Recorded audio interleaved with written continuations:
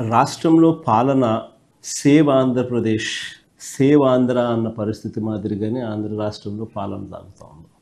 మా హయాంలో పండుగగా ఉన్న వ్యవసాయం చంద్రబాబు నాయుడు గారి హయాంలోకి వచ్చేసరికి అది దండుగలా మార్చిన పరిస్థితుల మధ్య ఈరోజు రాష్ట్రంలో వ్యవసాయం కొనసాగుతూ ఉంది.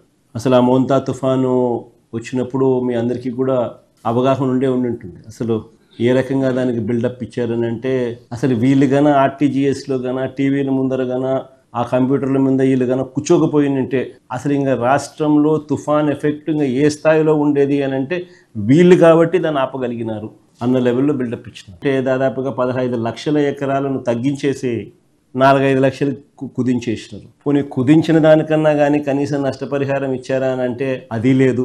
ఈ 19 నెలల కాలంలో 17 సార్లు ఇన్పుట్ సబ్సిడీని వారంట్ చేసింది.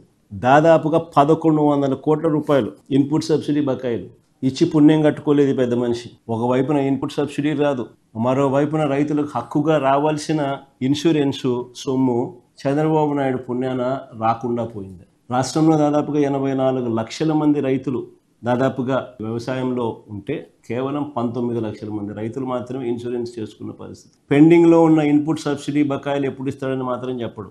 తాను ఇన్సూరెన్స్ రద్దు చేయడం వల్ల, తాను ఇన్సూరెన్స్ కట్టకపోవడం వల్ల నష్టపోయిన ఆ రైతులకు ఎప్పుడు ఆ ఇన్సూరెన్స్ నష్టాన్ని పూడుస్తాడో అని మాత్రం చెప్పడు.